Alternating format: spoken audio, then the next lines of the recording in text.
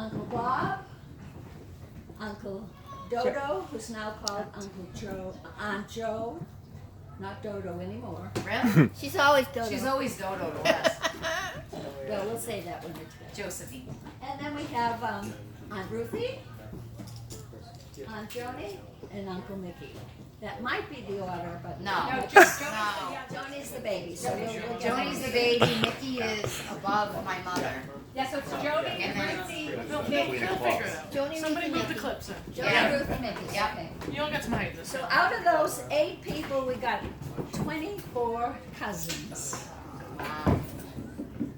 And we've lost 6 of them, and they're here, believe it or not. We have cousin Kevin, cousin Chris, cousin Freddie, cousin Tommy, cousin Ricky, and cousin Rosemary. So we'll take this with us so that they'll be with us when we go to the next venue. So, I'd like to have a representative for each of these families come up and say a few words about the family. How many children are here? How many of the next generation? In fact, I think we have more second generation cousins here than we have cousins. So I think that's where the emphasis is in the future. So we'll start with the oldest.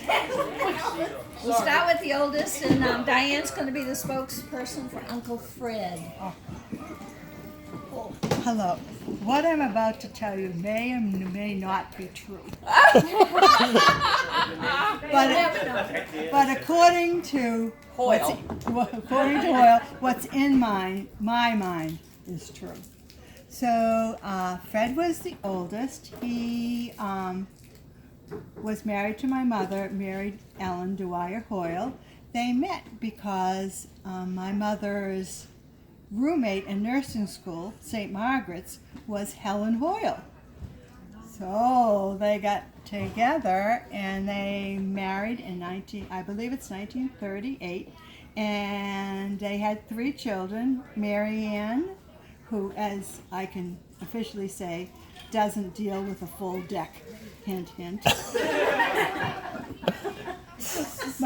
My brother Fred, who in terms of cards cashed in, and me, the Queen of Hearts. And I have 3 wonderful children. I have a son, Mike, who's married to a wonderful guy named Hans, who most people know because he's a real character. And then I have my daughter, Annie, who's here today, and she's has a boyfriend named Jeremy, who unfortunately couldn't be here today. And then I have my daughter, Beth, who's here, and she's married to a wonderful girl named Kat, who I call the Duchess of Norwood, because once you spend an hour with Kat, you know that Norwood is the center of the universe. No. Mama, they're on board. It's cool. Okay. They're okay. They're okay. They all agree. They know. And a little bit about my dad. He was an auto mechanic, and he went night schools to Suffolk University and got his degree in education, and he taught auto mechanics at the Weymouth Vocational School, and he got his brother Huck involved with it, and on my mother's side, my Uncle Billy involved with it.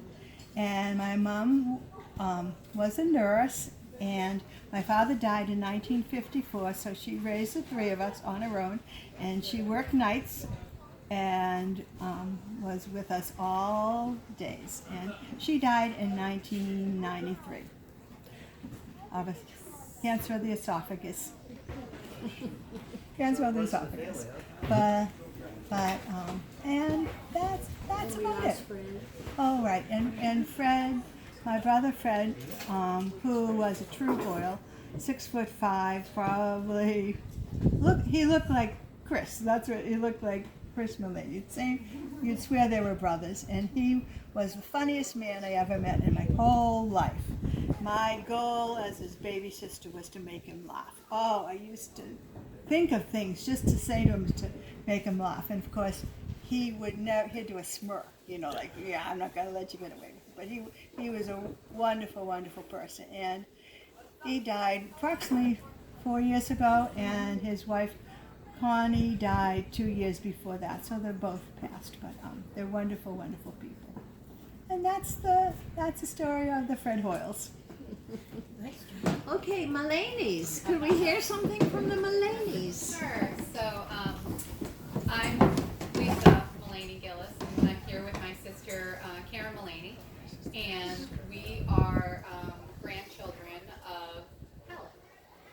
Helen was married to Owen Mulaney, who was the head of obstetrics at Kearney Hospital, and my grandmother was a nurse until she had her 2 children. And my grandmother died in 2002 when I remember it, I was pregnant with my first child at that time. On your birthday? Yeah, she died on my birthday. I remember very clearly after the fact, when I was holding my son, realizing that I never fully understood, I never asked or understood about what she went through in losing her son Kevin at such. I think he was one of the first pediatric open heart surgery patients, is what I remember. And no one really talked about it. So she was. I think that there is something in that says what a strong woman my grandmother was, and that strength, I think, she is something that she has handed down to all of us that have come after her. She lived a long, good life. She was almost 90. She was 89 when she passed. So, and had lived without my grandfather for a good 20 years. Traveled the world after he died, after not having she never even put gas in her car. He did all the grocery shopping. He managed everything. And after he died, she really had to learn how to be independent, and she did it. She did it so well. And again, not realizing until now what a wonderful role model that she was for me, and how much she loved her family, how much she loved the Hoyles. We were talking, we have some wonderful memories of some of the Hoyle family at our home. I remember going to the racetrack to see the ponies with Huck. There were visits down to the Cape. We spent a lot of time with Michelle and Chris. So a lot of good memories there. I think as Karen and I see our family shrinking, because now my dad has been gone it'll be 5 years in September, and Mom has been gone 10. Family is important, and we're blessed to have this opportunity to kind of connect with people, and we hope that we can continue to do this, because it is important. And I think my dad and my mom would be very happy that we're all there with you today. So thank you very much for that. So Karen has 2 lovely children who are adults at this point. She's got Caroline, who's 23, and Jack, who's 21, or 20. Not 20 yet. Not 21 yet. Jack's at Georgetown, and Caroline graduated from BC and now works for the JFK Foundation. So they're off living their dreams. I'm still in teenage hell. I've got 2 boys, 14 and 16, Sean Christopher and Andrew, and Amazing husband. and I have an amazing husband. Karen has an amazing husband. So we're both very blessed. So again, thank you so much Thank you for including us, and really happy to be connected. So that's it. We decided. We already decided. Yeah, he pointed at each other. Oh, I wasn't part of that Still be conversation. the spokesperson. So I'm Rob. I'm a Coleman, but I'm Robert Hoyle Coleman. So Huck and Mary had 3 kids. They had Rosemary, who's my mother. She passed in 1977, and John is born in 44, and Tommy, who passed last year. Let's see. So my mother had 4 kids. So I am number 3 of 4. So that's Julianne, Tom, me, and Susan. And we each have. So between us, we have 10. So I won't go through this. They're all in college or going to college in the near future. In fact, there's like 8 of them in college this year. It's a big year for the Colemans. So what do I remember about? Oh, and so also here is Chris and Michelle. Chris and Michelle belong to John. Tommy had no kids that we know of.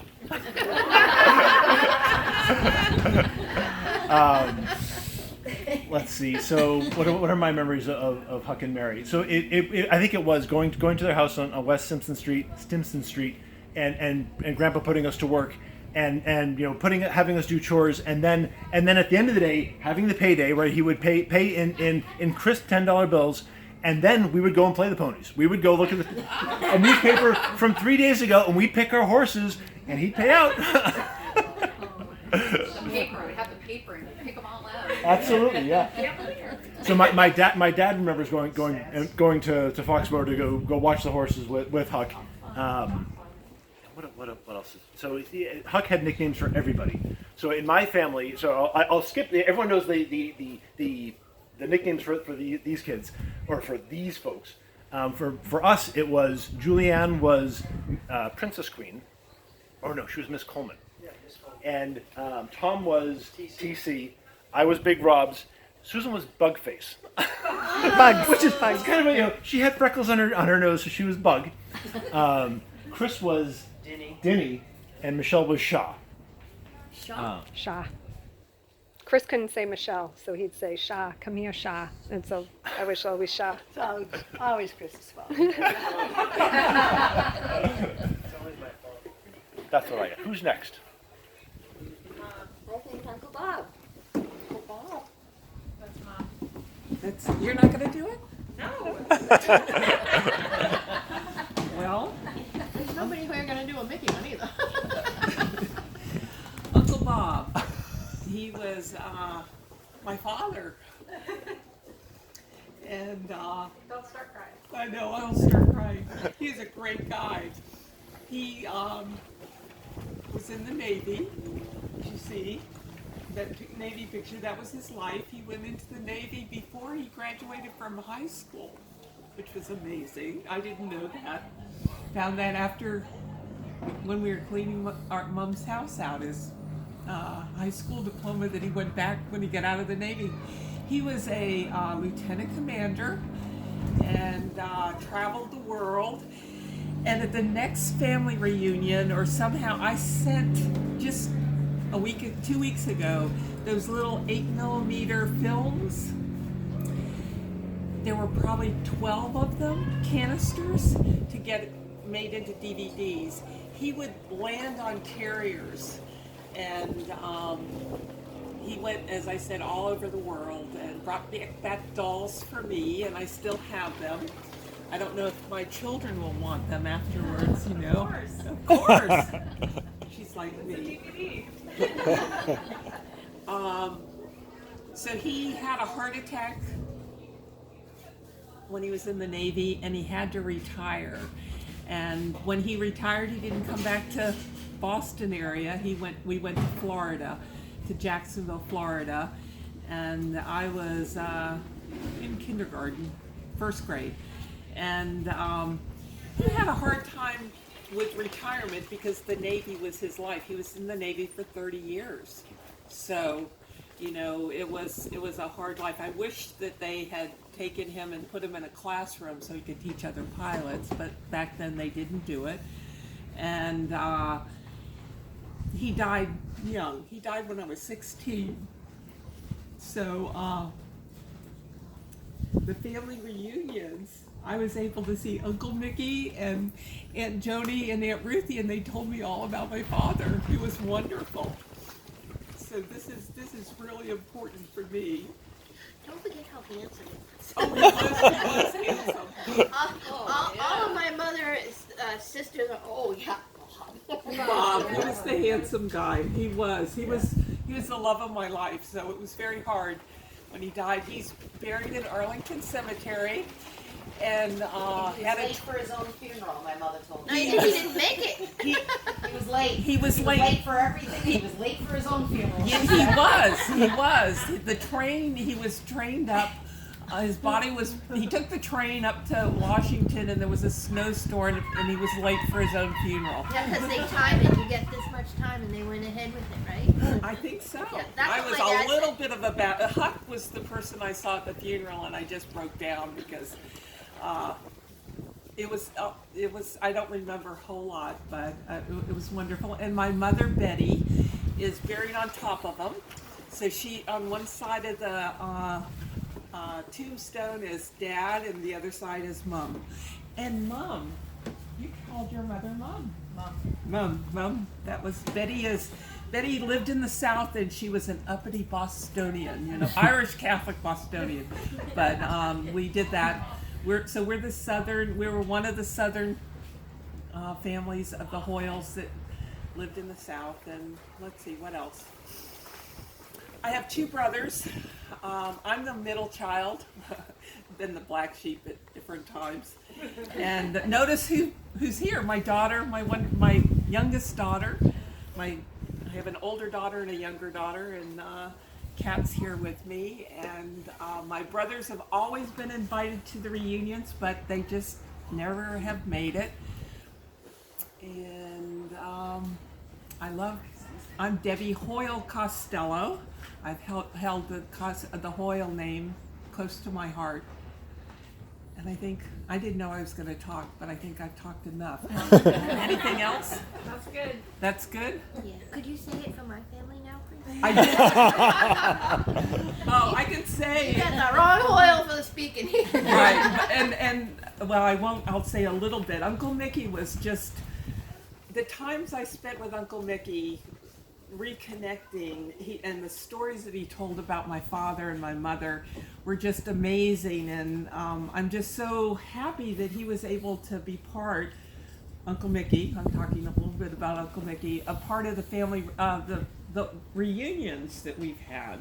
And Marianne and I have, I don't know, when I first connected up with all of them, they said, yeah, we see them at funerals, we see all the relatives at funerals and at weddings. I said, Marianne said, no, we're going to have a reunion. And so we started these reunions. I don't even remember what year it was. And you have the banner. Yeah, that's the banner. The banner has come to original all the banner. reunions. And when Uncle Mickey passed, I wanted it to be a celebration of his life. Funerals are sad, but I don't know how I just said I was going to do it, didn't I? You did. I did. And I spoke to everyone about stories of how Uncle Mickey touched everyone's life.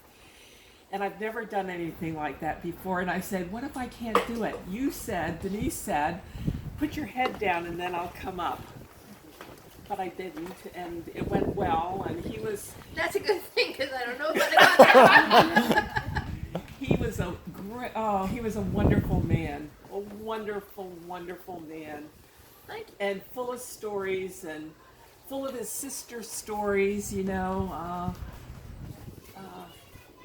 I guess I get the crying from Ruthie. Ruthie, many crying, and I get some talking too, because when he was talking to Joni, he would hold the phone back and she'd just continue to be talking. That's because you don't talk to Joni. You listen. Yes, that's right. Do you want to add anything about your I would love your you dad? to add. Talk about his children and Yes. Okay, well, I'm the worst person for this, but so Uncle Mickey, my mom was Rita. We lost her in 1969, Dad in 2009. I have a brother, Alfred, you all know. He lives in Hawaii. He joined the Navy when he was 18 or 19, and he never came home. He hit Hawaii, and it's been Hawaii the whole time. And he is married. I've never met her. That's a good story. He's been married twice. So the first time my sister Marie and I went to Hawaii to visit him, and he had housing on the base.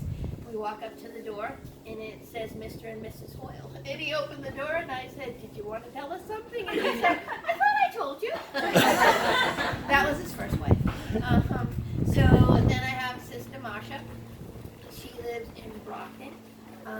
She's very religious. She has Uncle Mickey's only 2 grandchildren. grandchildren. That's Chris and Megan. And then I have Marie, who Marie and I own a house in Weymouth, so we work together, we live together. We Fight together. yes, Maybe not Seamus. and yes, we have a son named Seamus. Beautiful golden doodle. And together we took care of four aging, sick parents and aunts and uncles, and we struggled through it. And I think that's about all. Did it. We did. A great job. I've got no more left. So, and then I think that's about all. You're right. Well, actually, you probably all know this too, but they call my dad Superman. Actually, it all started with his doctor. He went grocery shopping. A woman backed into him. He got hit by a car. Went up on the car, slid off, remained standing, saved the groceries. Went home, called me in work and said, I think I have a problem. I got hit by a car. So I ran home and I called his doctor and he said, bring him to the hospital. Turned out there was, nothing wrong. He was fine. But, he got hit by a car and he saved the groceries. And from then on, his doctor called him Superman. So all through his cancers and all of that, he'd be like, he's fine. He's Superman. So, that's about all I had to say. Thank That you. was great. Thank you. Yep. Thank you, Will. Cousin Sheila couldn't be with us today because she isn't traveling. And she just lost her brother, Ricky, just a few months ago. I went to his memorial. Oh, you did? It was beautiful. Oh, They good. had it in their yard. It's like a big yard, but they had a nice little ceremony, and they had all of his friends, and they got up and they spoke for a long time. And apparently, he lived a really nice life, and there was, I would say, 15 different people that went up and talked for a half hour. And just said so many wonderful. He was very interesting. I wish I knew him more than I did. He was very interesting. And one of the things they said was a guy was one of his friends was talking about him, and he said, "Yep, he went off to college in Arizona, and one of his roommates, he said, his name was Jerry Rivera, and he said you people would probably know him as Geraldo Rivera. Oh, his college roommate." Interesting fact. Sorry to cut you off. Keep talking about them. Wow. Sheila sold her house in Naples. And she's living full-time now in Bowling Green, Bowling is it? Green, Ohio. Ohio. And sends her regards to everyone. And her mom was Aunt Dodo, who was married to Uncle Don McClellan, I think. Yep. Very nice, wonderful, very, very quiet man. Yes. And Aunt Jo was like a noisy Hoyle. So they were a good team. reader, right? He was a palm reader, yes. Yeah. And Oh, I didn't know that. Oh, yeah. palm reader too. Tell you your future all the time. Really? Yeah. No, you're gonna die at a young I wish I age. could remember what you said. I remember when they lived in Braintree, and my mom and dad would take us over to see Sheila and Ricky all the time, because Braintree was close to Weymouth. We'd spend a lot of time together when they were very, very young. So she sends her regards. How about Aunt Ruthie? Where's Aunt Ruthie? In the corner. Nobody puts Kathy in the corner. Marianne did. So my mom was second to the youngest, and I would say out of all of her siblings, she was closest to my Uncle Mickey. We spent holidays, Thanksgivings, together with the Hoyles, especially after my Aunt Rita died when she passed away. Huh? She cries all the time. So, so Marsha, Denise, Marie, even Alfred. I have memories of Alfred growing up. And I remember when he moved. I remember when he did come home for Marsha's wedding. He did, yeah. He did. He I remember him unloading the liquor out of the back of my father's car. Did he come home for your dad's birthday too? He did. He came. He home. did, No, yeah, for a that couple party. times, A yeah. reunion and the birthday. Yes. Birthday So, reunion. so my mother was so proud of her Savin Hill roots. She told us stories of so many people, people that she was friends with, and our grandmother that used to invite everybody into the house, you know, for just to come visit. And she would say on Sunday afternoon, they called her name, would invite everybody into the house, and she was very proud of her Irish, Scottish heritage. She went to Ireland twice. She went with Masha, my cousin Masha, who was like a daughter to her, and let's see, she married my dad in 1958. She met my father at a wedding on a blind date, and they were engaged in 3 months, and they were married for 40 plus years. Wow. She had my brother John, the oldest, my brother Dennis, and me. So, and she has a lot of grandkids. She has Jillian, DJ, Amelia, Nicole, Matthew, Sean, and Elizabeth. So they range from 22 up to 32. So we have a lot that graduated the same year. First communions the same year. We had all of the, you know, a lot of the same things because Debbie and I were pregnant. We had kids a month apart. My mother was typical Irish grudge-holding person. So I didn't get to know some of my cousins because of a couple of little grudges. But when I got married, she came around and was close to Aunt Helen, Aunt Dodo's husband Don, after Aunt Dodo died. These people came to my children's birthday parties, so I was forever grateful for that. Of course, Uncle Mickey. And she always spoke about how kind Marianne and Diane were to come visit her and take her out to lunch and all that kind of stuff as she got older. Yeah, and then she was especially excited to host the Hoyle family reunion at my house. So that made her super happy to have everybody there. She always talked about her brother Bob, who had a smile that would light up a room, who she swears that my daughter smiles just like her. My daughter has this huge, wide smile, and every time she would look at my daughter, she's just, you look just like my brother Bob. You look just like my brother Bob. And then she would tell me I always look like my Auntie Joni, because people would say to me, like, who does she look like? Because I was short, I had dark hair. She just said, you're not a Hoyle, but you're Aunt Joni.